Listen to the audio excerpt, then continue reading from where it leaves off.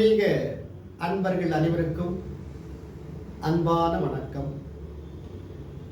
உலகெல்லாம் உணர்ந்தோதற்கரியவன் நிலகுலாவிய நிர்மலி வேணியன் அலகில் சோதியாய் அம்பலத்தில் ஆடுவார் மனசிலம்படி வாழ்த்தி வணங்கிடும். ஓம் குருவே நமः.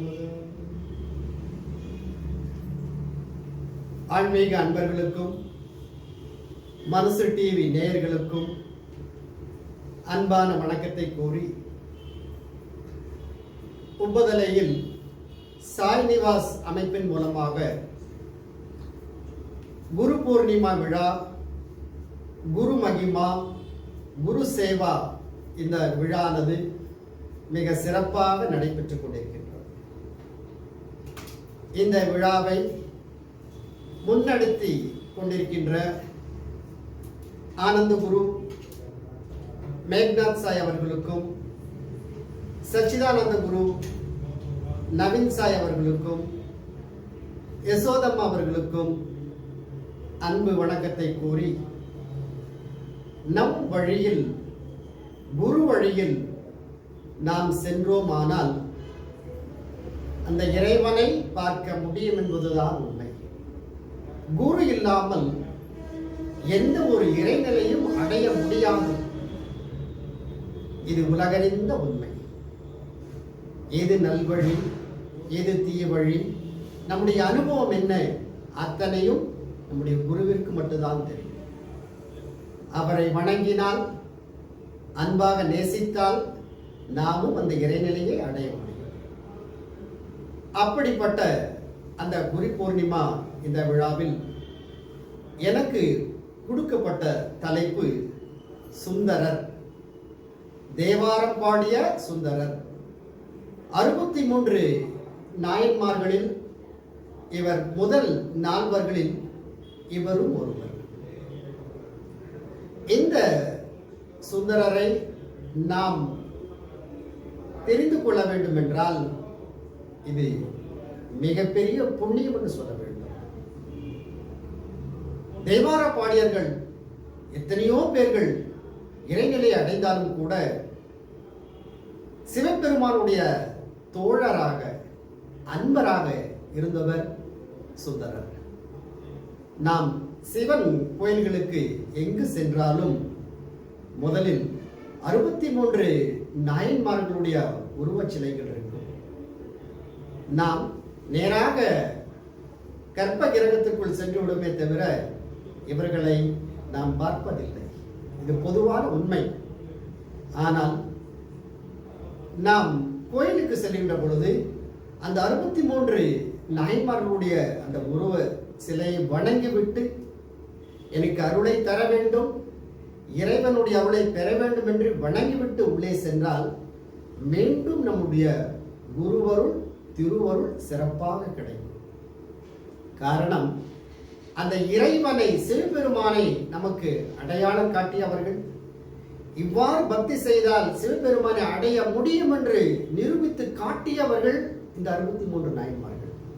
அதனால்தான் அந்த குருமார்களை நாம் வணங்க வேண்டும். நாம் இன்று சுந்தரரை பற்றி பார்க்கின்ற பொழுது, சுந்தரர் எங்கே இருக்கின்றார் என்று பார்க்கும்போது அவர் கைலை மலையில் இருக்கின்றார். சிவபெருமானோடே கலந்து இருக்கின்றார். அந்த கைலை மலை என்பது தேவர்கள் எல்லாம் வாழக்கூடிய மலை. அங்கே சிவபெருமானுடைய அருளானது பரிபூர்ணமாக கிடைக்கின்றது. அந்த கைலை மலையில் சுந்தரர் ஒவ்வொரு நாளும் சிவபெருமானையும் உமையம்மையும் வணங்கிவிட்டு அங்கே இருக்கின்ற சிவலிங்கத்திற்கு பூஜை ஒவ்வொரு நாளும் செய்வார். அந்த சூழ்நிலையிலே இப்பொழுது பூ பறிக்க செல்லும் அந்த வழியிலே அவர் இறைவனை பாடிக்கொண்டே செல்கின்றார். போற வழியிலே பூக்கள் நிறைந்து காணப்படுகின்றது நந்தவனம். கூடையை எடுத்து சென்று பூப்பறிக்க நினைக்கும் அந்த நேரத்திலே அவருடைய கண்ணுக்கு 2 தேவதைகள் பெண்கள் கண்ணுக்கு தெரிகிறார்கள். அதில் ஒருவர் அனந்தினி, மற்றொரு பெண் கமலினி. அழகு வாய்ந்த பெண்கள், தேவதைகள். அதை பார்த்த உடனே இவருக்கு அந்த பெண்கள் மேல் ஒரு ஆசை வருகின்றது. பார்த்துவிட்டு, ஐயோ தவறுதல் நடந்து விட்டதே, என்னை மறந்து அவர்களை பார்த்து விட்டேனே என்று மனதில் ஒரு குற்ற உணர்வு ஏற்பட்டது. சரி, பூக்களை பறித்து நாம் செல்வோம் என்று அவர் திரும்பி அந்த பூஜை செய்கின்ற அந்த நேரத்திலே இப்போ சிவபெருமான் கேட்கின்றார், சுந்தரா எங்கே சென்று வந்துள்ளீர்? சுந்தரர் சொன்னார், பூப்பறிக்க சென்றேன். அங்கே 2 பெண்களை பார்த்தீர் அல்லவா? ஆம், பார்த்தேன். ஆசை கொண்டீர் அல்லவா? ஆம். அப்பொழுது சிவபெருமான் சொன்னார், நீங்கள் அன்பு கொள்வதற்கும் காமத்திற்கும் இந்த கைலாய மலை சரியான இடம் அல்ல.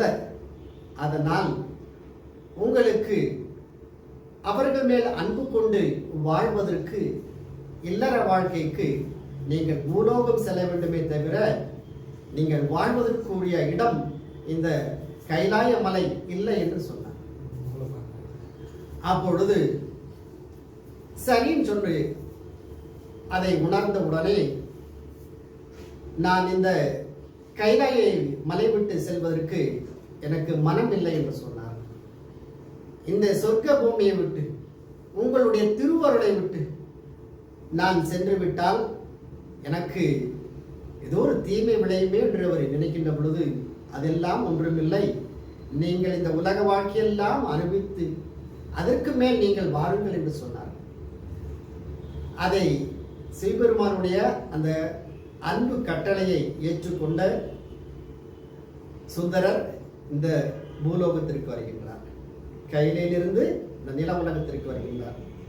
வந்தவுடனே இவருடைய பிறப்பு என்பது திருமுனைப்பாடி என்ற அந்த நாடு. இந்த சோழ நாட்டிற்கு அங்கே திருநாவலூர் என்ற அந்த இடத்தில் சடையனார் தந்தை பெயர், இசைஞானியார் தாய் பெயர். இவர்களுக்கு அன்பு மகனாக பிறக்கின்றார். சடையனாருக்கும் இசைஞானியாருக்கும் அந்த அன்பு குழந்தையாக பிறந்தவுடனே இப்படி வளர்க்கணுமோ, அன்பாக பக்தி உள்ளத்துடன் பாலூட்டி சீராட்டி அந்த குழந்தையை வளர்க்கிறார்கள். குழந்தை ஓரளவுக்கு வளர்ந்தவுடனே அது விளையாட செல்கின்றது. சிறு சிறு தேர் விளையாட்டுகள் எல்லாம் விளையாடும். அப்போ வீதி உலாவில் அந்த குழந்தை விளையாடி கொண்டிருக்கின்ற பொழுது அந்த இடத்திலே அங்கே நரசிங்க முனையரையர் என்ற ஒரு அரசர் அந்த குழந்தையை பார்த்தவுடனே அந்த குழந்தை மேல் அன்பு கொண்டு, எனக்கு இந்த அன்பான குழந்தை கிடைத்தால் நான் தத்தெடுத்து வளர்க்கலாம் என்று அந்த அரசர் நினைத்தார். தாய் தந்தையரிடம் கேட்டு, இந்த அன்பு குழந்தை எனக்கு தாருங்கள், நான் வளர்க்கிறேன் என்று அன்பாக சொல்ல, அவர்களும் அவருடைய அன்பை பார்த்து அந்த குழந்தையை தத்து கொடுத்து விட்டார்கள். அரசர் சிறப்பாக வளர்த்தார், அன்பாக வளர்த்தார். குழந்தை வளர்ந்து அந்த குழந்தைக்கு ஒரு திருமணம் வயது வந்தவுடனே ஒரு பெற்றோருடைய ஒரு கடமையாக திருமணம் செய்து வைக்க வேண்டும். இப்பொழுது அதற்கேற்ற ஒரு பெண்ணை தேட வேண்டும் அல்லவா? அப்படிப்பட்ட அந்த பெண்ணை தேடுகின்ற ஒரு பெண் பார்க்க படலம் என்று சொல்லுவாங்க இல்லையா? ஒவ்வொரு ஊருக்கா போய் அந்த பெண்ணை தேடி வருவாங்க. அப்பொழுது எங்கே போறாங்கன்னா, புத்தூர் என்கிற ஒரு இடத்துக்கு போறாங்க, ஊருக்கு. அந்த புத்தூர்ல சடகவி அப்படிங்கிற ஒரு பெண், அன்பும் அறிவும் அழகும் வாய்ந்தவள். தந்தை பேர் சிவாச்சாரியார். அவர்கிட்ட போய் முறையா பெண் கேட்டு நாங்க இந்த திருமணத்தை நடத்தணும்னு சொல்லி 2 வீட்டாரும், ஆண் வீட்டாரும் பெண் வீட்டாரும் இசைந்து கொண்டு அந்த திருமணத்தை அவர்கள் நடத்துவதற்காக ஏற்பாடு செய்து கொண்டிருக்கிறார்கள். இப்பொழுது ஊரெல்லாம் இந்த திருமணம் செய்தி பரவியது. எல்லோரும் மணமேடைக்கு வந்து விட்டார்கள். இப்பொழுது சுந்தரர் திருமண கோலத்தில் இருக்கின்றார். அந்த திருமண கோலத்தை பார்க்கின்ற பொழுது அவ்வளவு அழகு வாய்ந்தவர். அந்த பெண்ணும், இந்த சடங்கு என்ற பெண்ணும் அழகு வாய்ந்தவள். இப்பொழுது மணமக்கள் இருவரும் எங்கே மணமேடையில் அமர்ந்து கொண்டு சிறிது நேரத்தில் வேதியர்கள் எல்லாம் மந்திரங்கள் ஓத அவர் தாலி கட்டுவதற்கு தயாராக இருந்தார். அந்த நேரத்தில் நாம் சினிமாவில் பார்ப்பதை போல சரியான தாலி கட்டுற நேரத்தில் நிறுத்து அப்படின்னு வருவாங்க இல்லையா, அந்த மாதிரி ஏதோ ஒரு காவலாளிகளோ காவல்துறையோ இல்லை ஒரு தனியாக இருக்கின்ற ஒரு தலைவரோ இந்த கல்யாணம் நடக்கக்கூடாது, ஏங்க நடக்கக்கூடாதுன்னு கேட்பாங்க இல்லையா, அந்த மாதிரி ஒருத்தர் வேதியர் கோலம் விட்டு அப்படின்னா அந்தனர் கோலம், சடாமுடி தரித்து ருத்ராட்ச மாலையில் அணிந்து உடல் முழுவதும் இந்த விபூதி பூசிக்கொண்டு அந்த மணமேடைக்கு வந்தார். வந்து எல்லா மக்களும் பெரியோர்கள் எல்லாம், ஊர் பெரியோர்கள் எல்லாம் அமர்ந்திருக்கின்றார்கள். அங்கே வந்து இந்த திருமணம் நடக்கக்கூடாது நிறுத்தினாங்க. அங்கே ஊர் பெரியோர் கேட்டாங்க, என்ன காரணம் சொன்னாங்க. இந்த சுந்தரர் எனக்கு அடிமை. சுந்தரர் உங்களுக்கு அடிமையா? எப்படி அடிமையாக முடியும்? அதற்கு என்ன ஆதாரம் இருக்கு? என்ன காரணத்தினால அப்படின்னா, இல்லை இல்லை, அவரை நான் தடுத்து ஆட்கொண்டு விட்டேன். அவரை தடுத்து ஆட்கொண்டு விட்டேன், அவர் அடிமைதான். அதற்கு என்ன அத்தாட்சி இருக்கின்றதுன்னா, என்கிட்ட ஒரு ஓலை இருக்கு, அந்த ஓலையை பாருங்க அப்படின்னு சொல்லி ஒரு ஓலை காட்டுறாரு. அந்த ஓலையில எழுதியிருக்கார், இந்த மாதிரி முப்பாட்டன் சுந்தரருடைய தந்தை, அவருடைய தந்தை வரும்போது முப்பாட்டன் வந்து எழுதி கொடுத்த அந்த பத்திரம் இருக்கின்றது. நம்ம இப்போ பாண்டு பேப்பர்னு சொன்னாங்க இல்லையா, அந்த மாதிரி இங்கே வந்து என்னுடைய பரம்பரை வந்து சுந்தரர் உங்களுக்கு அடிமைன்னு எழுதி கொடுத்துருக்காரு அப்படின்னா எல்லாரும் நம்பலை. ஆனால் இது ஏதோ ஒரு பொய்யா இருக்குமோ, ஏதோ சூழ்ச்சியா இருக்குமோ. கேட்ட உடனே எல்லாருக்கும் ஒரு அதிர்ச்சி. திருமணம் வந்தவர்கள் அனைவரும் என்ன இது, ஒரு அந்தணர் சொல்லி நம்ம கேட்கணுமா? அப்ப கேட்கிறாங்க, ஒரு அந்தணருக்கு இன்னொரு அந்தணர் அடிமையாக முடியுமா? இது எங்கேயாவது சரித்திரத்தில் உண்டா? அந்தணருக்கு அந்தணர் எப்படி அடிமையாக முடியும் அப்படின்னு எல்லாரும் கேட்ட உடனே அந்த முதியவர் எதுவுமே சொல்லலை, ஆம் அடிமைதான். சுந்தரர் அதை வாங்கி பார்க்கிறார், படிச்சு பார்க்கிறார். பார்த்த உடனே என்ன கையெழுத்து கீழே, முப்பாட்டனுடைய கையெழுத்து கீழே இருக்கு. பார்த்த உடனே வேகமா என்னதான் பண்ணவர் போனா அது கிழிச்சு வீசிடுவார். கையிலிருந்து பிடுங்கி அது கிழிச்சு கீழே வீசிடுவார். இப்ப என்ன பண்ணுவார்? இப்ப நான் எப்படி உங்களுக்கு அடிமையாக முடியும்? நான் தான் படி நாம ஜெராக்ஸ் காப்பின்னு சொல்றோம் இல்லையா, அதெல்லாம் கிழிச்சு வீசிட்டேனே, எப்படி நான் உங்களுக்கு அடிமையாக முடியும்னு கேட்டார். அப்படியாப்பா, நீ கிழிச்சது படி மட்டும்தான், என்கிட்ட ஒரிஜினல் காப்பி இருக்கு, மூல ஓலை ஒன்று வச்சிருக்கேன். நீங்க கிழிச்சது சாதாரண ஒரு படி, நம்ம இப்ப சொல்ற மாதிரி ஒரு ஜெராக்ஸ் காப்பி தான். திருப்பி மயம் வந்துருச்சு. அப்படியா, சரின்னு சொல்லிட்டு அந்த மூல இந்த பத்திரம் சொன்னாங்க இல்லையா, அதை எடுத்துட்டு அந்த வந்த வேதியர் முதியவர் வந்து மணமேடை விட்டு இறங்கி நடந்து போயிட்டார். பின்னாலேயே ஓடுறாங்க எல்லாரும். எங்க வரணும்? அவர் போனாரு திருவெண்ணை நல்லூர், அந்த கோயிலுக்கு போறாரு. அந்த கோயிலுக்கு போகும்போது பின்னால் எல்லாரும் ஓடுறாங்க. சுந்தரர் போறாரு, அவங்களுடைய சீடர்கள் இருக்காங்க, அந்த கல்யாணத்துக்கு வந்த பெரியவர்கள் இருக்காங்க, எல்லாருமே பின்னாலே போறாங்க. நேரம் எங்க போறாங்க? கோயிலுக்குள்ள போயிட்டாங்க. கோயிலுக்கு போன உடனே எங்க பாருங்க, சரி நீங்க அதுக்கு அத்தாட்சி இருக்குன்னு கேட்டீங்க இல்லையா, சரி உங்க வீட்டுல ஒரு பத்திரம் இருக்கும் இல்லையா, முப்பாட்டன் எழுதி வச்ச பத்திரம் இல்லையா, ஏன்னா இந்த கையெழுத்து முப்பாட்டனுடைய கையெழுத்து தானா, சரியா அப்படின்னு செக் பண்ணோம் இல்லையா. அது பார்க்கறதுக்கு வந்து ஏற்கனவே அவர்கிட்ட படி நிறைய வச்சிருக்காரு. இந்த பாருங்க, மூலப்பத்திரம் தனியா இருக்கு, அவர் கிழிச்சாலும் கூட இன்னொன்று நான் வச்சிருக்கேன். சரி, வீட்டுக்கு போறாங்க. சுந்தரருடைய வீட்டுக்கு போய் அவங்க முப்பாட்டனுடைய அந்த பத்திரமெல்லாம் இருக்கு இல்லையா, ஏற்கனவே கையெழுத்து போட்டு வச்சிருக்காருங்க, அந்த கையெழுத்தும் இவர் கொண்டு வந்த கையெழுத்து ஒரே மாதிரி இருக்கா அப்படின்னு இந்த பெரியவர்கள் பார்க்குறாங்க. ஒரு பெரியவர்கள் பார்க்கும்போது ரெண்டும் ஒன்றாவே இருந்துச்சு, மாறவே இல்லை. இப்போ ஊர் மக்கள் எல்லாம் ஒத்துக்கிட்டாங்க. பெரிய நாட்டாமை அந்த ஊரில் யாரெல்லாம் பெரியவங்க இருக்காங்களோ எல்லாரும் ஒத்துக்கிட்டாங்க. ஆம் சுந்தரா, ரெண்டு கையெழுத்து ஒரே மாதிரி இருக்கு, உங்கள் பாட்டன் எழுதி கொடுத்தது அடிமையில தான் எழுதி கொடுத்துருக்காங்க, அதனால அவர் சொன்ன மாதிரி தான் கேட்கணுன்ட்டாங்க. இப்போ ஒன்றும் பண்ண முடியல, ஒத்துக்கிட்டாங்க. பின்னாலேயே போறாங்க. சிவபெருமானுக்கு பின்னாலேலாம் வந்தது யாருன்னு தெரியாது அவங்களுக்கு. இப்போ அந்த வேதியர் எங்க போறாரோ பின்னாலே போனாங்க. திருவண்ணநல்லூர் அந்த கோயிலுக்குள்ள போயிட்டாங்க. போன உடனே பின்னாலே யார் போறாரு? சுந்தரர் போறாரு. உள்ள கோயிலுக்குள்ள போன உடனே இவர் திட்டுறாரு, நீ எல்லாம் ஒரு அந்தணரா? இந்த மாதிரி என்னை தடுத்து இப்படியெல்லாம் ஊர் மக்கள் பழி தூற்றும்படி செஞ்சிட்டீங்களே, உங்களை எப்படி நான் வாழ்த்துறது அப்படின்னு அவருக்கு என்ன தோணுமோ எல்லாமே அந்த வேதியரை வாய்க்கு வந்தவெல்லாம் பேசுறாரு. நீ எல்லாம் ஒரு பித்தன், நீ எல்லாம் ஒரு பேய்க்கு சமமானவன், நீ எல்லாம் கடுமையானவன் அப்படின்னு என்னென்ன வார்த்தைகள் வருதோ எல்லாமே சொல்லி திட்டிட்டு இருக்காரு. இப்போ உள்ளே போன சிவபெருமான் அந்த திருவண்ணநல்லூர் கோயிலுக்குள்ள அப்படியே மறைஞ்சிட்டார். இவர் பார்க்கிறாரு, எங்கே உள்ள போனவர் காணும்.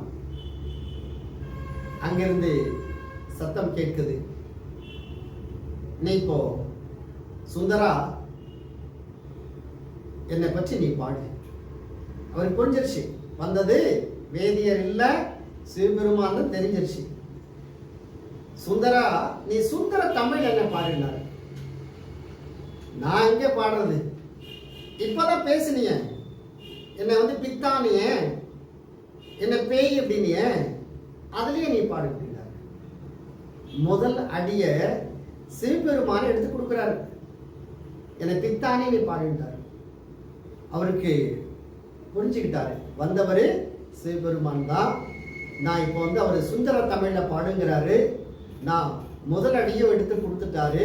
அவர் இப்ப பாடுறாரு, பித்தா பிறை சூடி பெருமானே அருளாளா எத்தால் மறவாதே நினைக்கின்றேன் மனதுன்னை வைத்தாய் பெண்ணை தென்பால் வெண்ணை நல்லோர் அருட்டுரையுள் அத்தாவுன காளாயானே அல்லேலேனலாமே. பித்தான் எடுத்து கொடுத்தாரு, முதல் பாட்டு பாடிட்டாரு பித்தான். சிவபெருமானுக்கு அவ்வளவு ஆனந்தம். இவரு அடிமைன்னு சொல்லிட்டாரு. இப்ப என்னாச்சுன்னா அந்த திருமணம் நின்றுச்சு. இப்ப இந்த சடங்கவிங்கிற பெண் இருக்காங்க இல்லையா, இதுக்கு மேல எனக்கு திருமணம் வேண்டாம், நான் இங்க மணமேடையில் அமர்ந்து நம்பி ஆரூரார், எனக்கு பேர் வந்து சுந்தரர் பேர் வந்து நம்பி ஆரூரார். அந்த நம்பி ஆரூரன் பேர் வச்சதுனாலதான் நான் அவரை நம்பி வந்துட்டேன். சுந்தரரா இருக்கிறவர் இப்போ நம்பி ஆரூரார் பேர்ல தான் வாழ்ந்துட்டு இருக்காரு. அந்த நம்பி ஆரூரரை நான் நம்பியே வாழ்நாள் முழுவதும் வாழ்ந்துக்கிறேன், எனக்கு திருமணம் இந்த கோலம் வேண்டாம் என்று இந்த சடவிங்கர் பெண் வந்து அவங்க அந்த மறந்துட்டாங்க.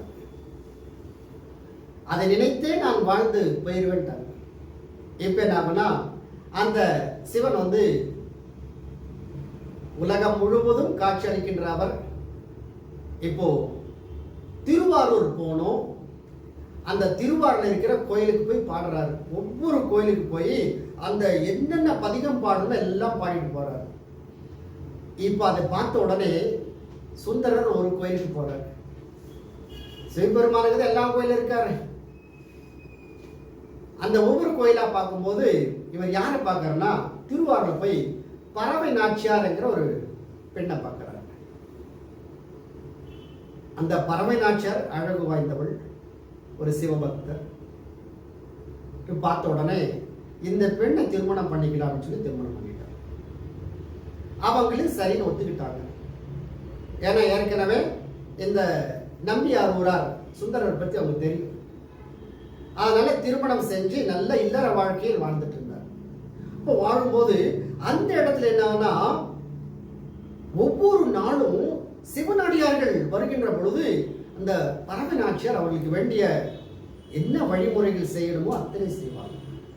ஒரு அன்பான இல்லற வாழ்க்கை, புரிந்து கொண்டு வாழ்கின்ற வாழ்க்கை. திருமணம் பண்ணி இத்தனை நாட்கள் ஆகிவிட்டது.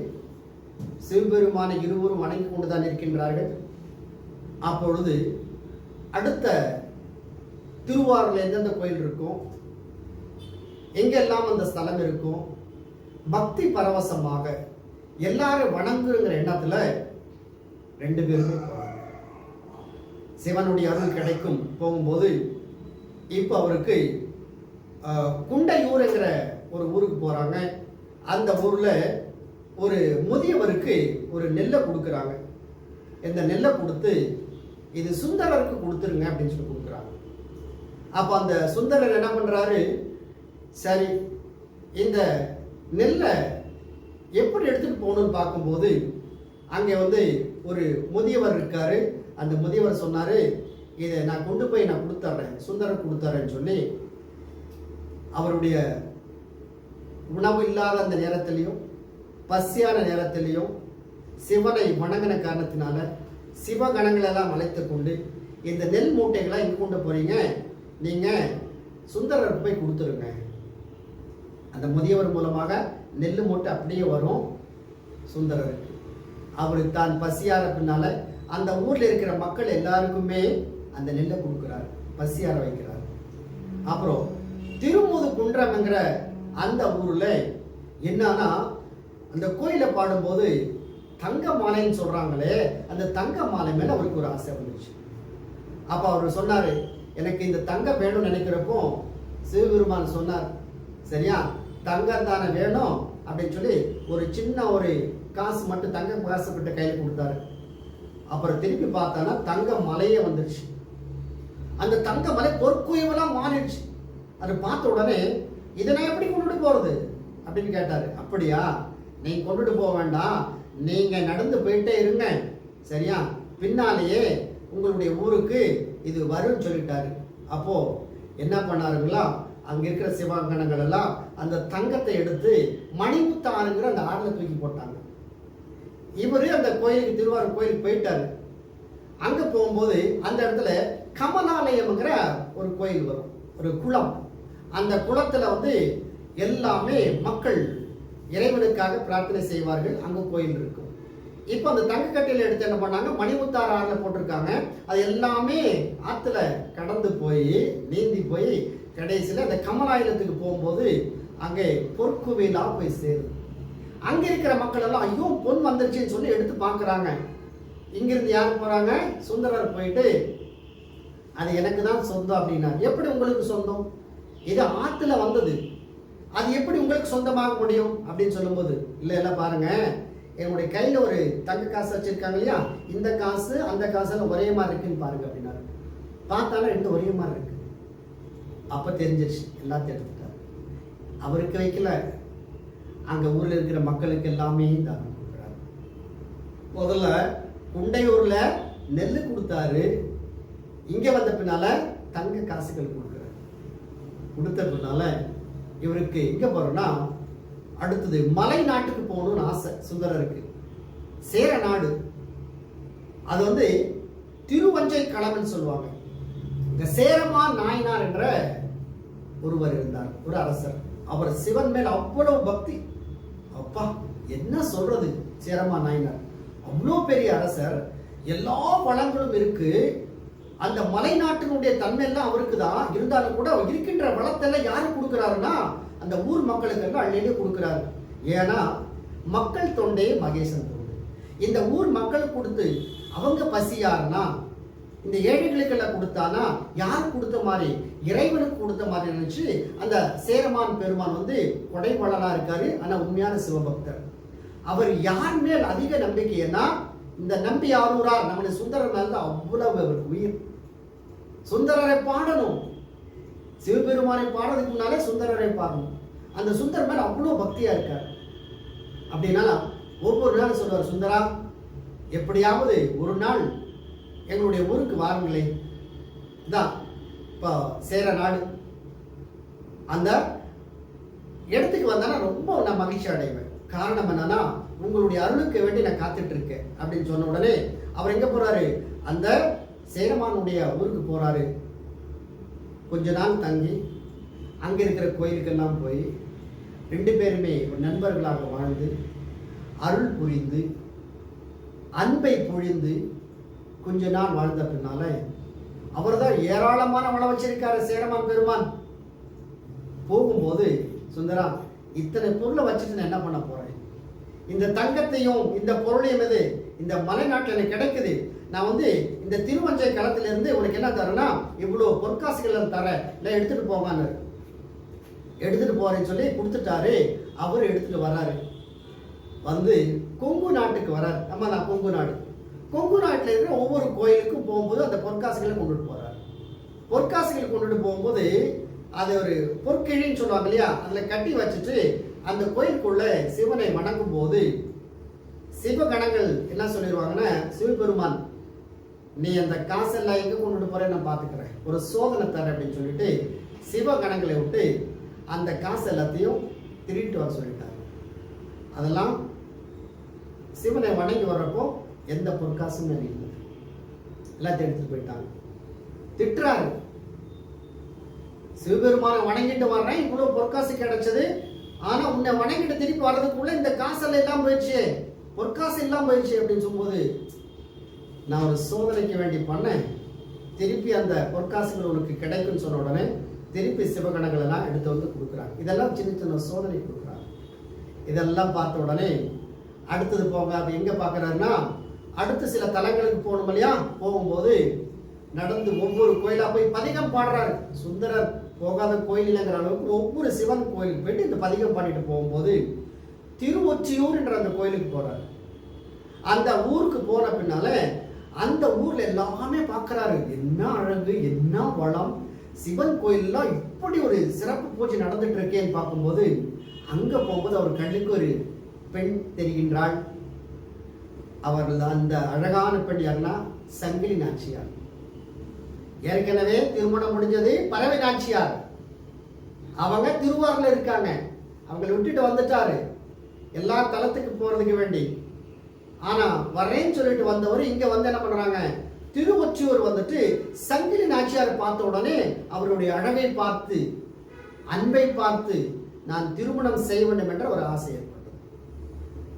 இது யார்கிட்ட போய் சொல்லணும், சிவபெருமான்கிட்ட போய் சொல்றாரு. கோயிலுக்கு போய் நான் ஒரு பொண்ணை பார்த்தேன், எனக்கு ரொம்ப ஆசையா இருக்கு, எனக்கு இந்த பெண்ணை திருமணம் செய்யணும்னு சொல்லிட்டாங்க. சரின்னு சிவபெருமான் அப்படியாப்பா சுந்தரா நான் திருமணம் செஞ்சு தர்றேன் அப்படின்றாரு. ஆனா ஏற்கனவே இந்த பறவை நாச்சியார் இருக்காங்க இல்லையா, ஆமா அவங்களையும் நான் பார்த்துக்கிறேன். சரி இந்த பெண்ணை திருமணம் செய்யணும், அந்த பொண்ணு ஒத்துக்கணும் இல்லையா, ஏற்கனவே திருமணமானது அவங்களுக்கு தெரியும், அவங்க ஒத்துக்கணும் இல்லையா அப்படின்னாங்க.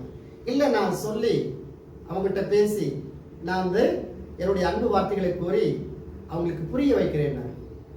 இந்த சங்கிலி நாச்சியாருக்கும் தெரியும், திருமணம் ஆனது தெரியும். இவங்களுக்கு பேசுறப்போ எனக்கு மேல இன்னொரு பெண்ணை திருமணம் செய்ய மாட்டேன், என்னை விட்டு போக மாட்டேன் அப்படிங்கிறத நீங்க சத்தியம் பண்ணி கொடுங்கன்னு சொல்லி கேட்கிறாங்க சங்கிலி நாச்சியார். இப்ப யார் இருக்காங்கன்னா, கோயிலுக்கு முன்னால இவர் அந்த பெண்ணிடம் பேசிட்டு இருக்காங்க. இப்ப சத்தியம் பண்ணணும். சத்தியம் பண்றப்போ என்ன சிவபெருமான் என்ன பண்றாருன்னா, அந்த சங்கிலி நாச்சியார் கிட்ட சொல்லிடுவாங்க, இந்த கருவறைக்கு முன்னால சத்தியம் பண்ண சொல்லுங்க அப்படின்னா. சரி பண்ணிடலான்னு சொல்லிட்டு சுந்தரர் சொன்னாரு, இந்த கருவறைக்கு முன்னால நான் சத்தியம் பண்ணி கொடுக்குறேன்,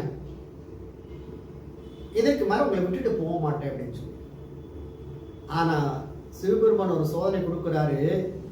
சங்கிலி நாச்சியாருடைய கனவுல தோண்டி நாளைக்கு உன்னை திருமணம் செய்வதற்கு வருவாரு, கருவறைக்கு முன்னால் நின்று சத்தியம் பண்ணணும்னு சொல்லுவாரு.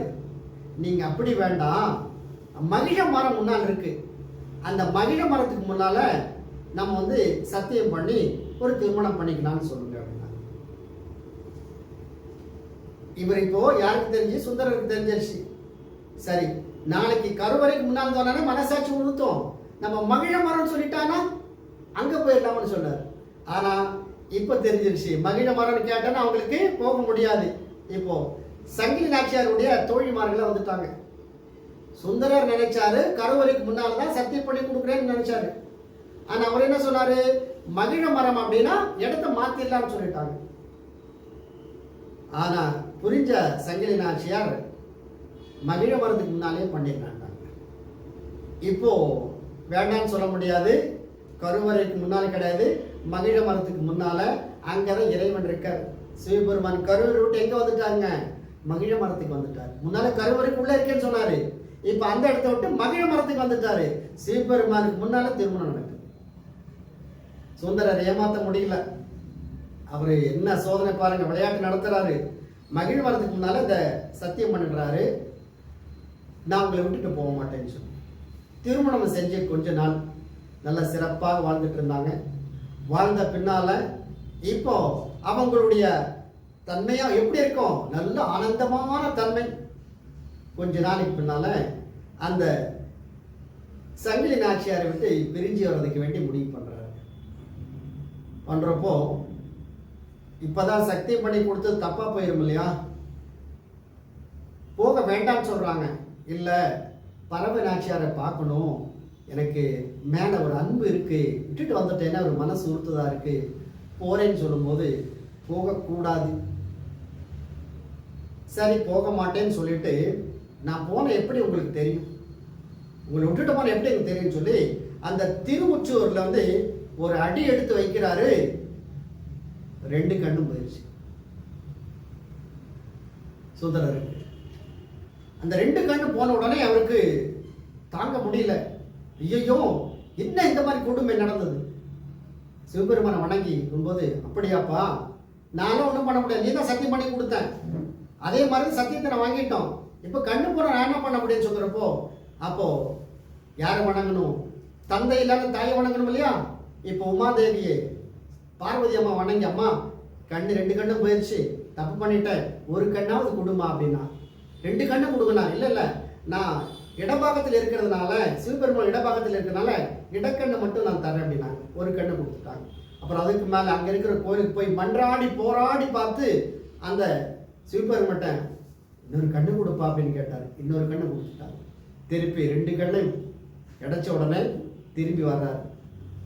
ஒரு நன்றி சொல்லிட்டு, எல்லாருக்குமே நன்றி சொல்லிட்டு திருப்பி கடைசியில அங்கே அந்த திருவஞ்சை கிளம்பு இருக்கு பாருங்க, சேரநாடு, அவருக்கு அங்க வர்றாரு. அங்கதான் அவருக்கு பிடித்த இடம். அங்க வந்து இறைவனை வணங்கி கோயில் தலமா போகும்போது அங்கிருந்து சிவபெருமான் அனுப்புறாரு. அயன் மூலமாக இந்த ஐராவதம் என்ற யானையை அங்க அனுப்பி, சரியா, அந்த யாரை சுந்தரரை அழைச்சிட்டு வாங்க, அவருடைய வேலையெல்லாம் முடிஞ்சிருச்சு, ஆசையெல்லாம் முடிஞ்சிருச்சு, பதிகம் பாடிட்டாரு. திருத்தொண்ட தொகையில அவர் ஒவ்வொரு நாயன்மாரை பற்றி 63 நாயன்மாரை பற்றியும் அவர் திருத்தொண்ட தொகையில சொல்லியிருக்காரு, ஒவ்வொருடைய பெருமை சொல்லியிருக்காரு.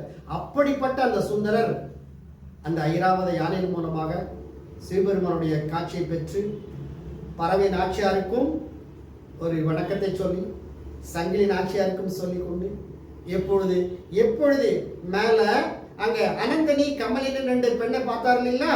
அவர் சொன்னாரு, கீழே போய் நில உலகத்துக்கு போய் எல்லாம் வாழ்ந்து நில வாழ்க்கை இந்த பூ உலகில் வாழ்ந்து கொண்டு வான்னு சொன்னாங்க. கீழே வந்து ஒண்ணு பறவை நாச்சியார், சங்கிலி நாச்சியார் வாழ்ந்துட்டாரு, எல்லாருக்கும் அன்பை கொடுத்துட்டாரு. திருத்தொண்ட தொகை பாடி அதன் மூலமாக பக்தி தேவரத்தை இந்த தமிழ்நாடு முழுவதும் உலகம் முழுவதும் பரப்பிய அந்த சுந்தரரை எல்லாரும் வாழ்த்துனாங்க. அவருடைய பெருமையை எல்லா ஊர்லயும் பாடினாங்க. அந்த தேவாரத்தினுடைய அந்த பெருமையை சுந்தரால் கிடைத்ததுன்னு சொல்லலாம். இப்பொழுது இந்த ஐராவத யானையில கைலாயத்துக்கு போறாரு. சிவபெருமானையும் அங்கே பார்வதி அம்மா வணங்கி, எப்படி போனையோ திரும்பி அப்படி வந்துட்ட, உனக்கே சரணாகதி. பிறந்ததும் கையில தான், சேர்ந்ததும் கையில தான். அதனாலதான் சுந்தரருக்கு சிவபெருமான் அவ்வளவு பிடிக்கும். அவருடைய தோழர், ஒரு நண்பர் அப்படின்னா தம்பிரான் தோழர்னு சொன்னாங்க. அப்புறம் வன்மையா சொன்னாங்க, வன் தொண்டர்னு சொன்னாங்க. அப்புறம் நம்பி ஆரூர், அவருடைய பேரே நம்பி ஆரூரார் தான். இத்தனை பேர் பெற்ற அந்த சுந்தரர் நமக்கு காட்சியும் அருளும் தந்து கொண்டுதான் இருக்கின்றார்கள். நாம் அந்த இறைவனை அடைய வேண்டும் என்றால் சுந்தரரை வணங்கினால், அவருடைய பதிகத்தை பாடினால், கோயிலுக்கு சென்றால் நமக்கு எல்லா விதமான நன்மை கிடைக்கும் என்று சொல்லிக்கொண்டு, இந்த குரு பூர்ணிமா, இந்த குரு மகிமா, இந்த உடைய சொற்பொழிவில் நாம் இந்த வாய்ப்பை கொடுத்த சாய் நிவாஸ் அமைப்பு அனைத்து உள்ளங்களுக்கும், மனசு டிவி நேயர்களுக்கும், ஆன்மீக பக்தர்களுக்கும் அன்பான நன்றியை கூறி விடைபெறுகிறேன். நன்றி, வணக்கம்.